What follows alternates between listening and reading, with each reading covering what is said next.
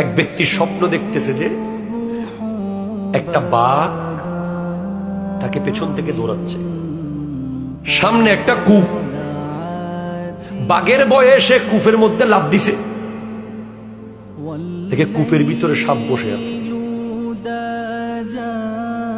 কূপ দিয়ে পড়তে পড়তে মাঝখানে সে একটা রশি পাইছে, ওটা ধরে ফেলছে।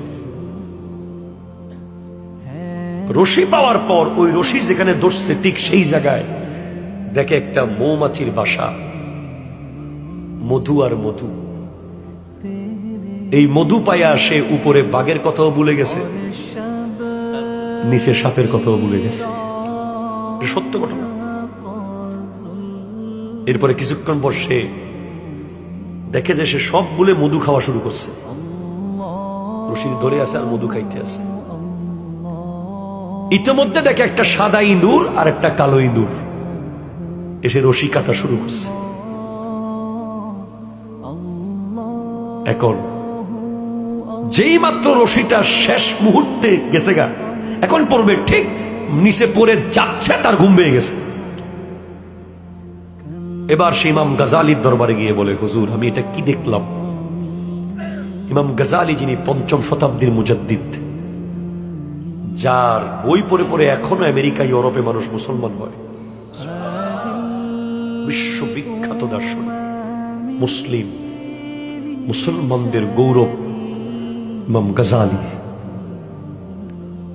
বলে, উপরে যে বাঘটা তোমাকে দৌড়াচ্ছিল সে ছিল আজরাইল আলাইহিস সালাম, আর কূপটা ছিল তোমার কবর, নিচে সাপগুলো তোমার কবরের আযাব, আর রশিটা ছিল তোমার হায়াত, মৌমাছির বাসা ছিল দুনিয়া। তুমি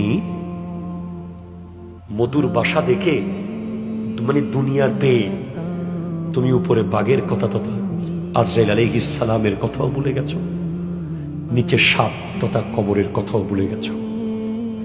হুজুর সাদা ইঁদুর আর কালো ইঁদুর গুলো কি ছিল? সাদা ইঁদুর দিন, কালো ইঁদুর রাত।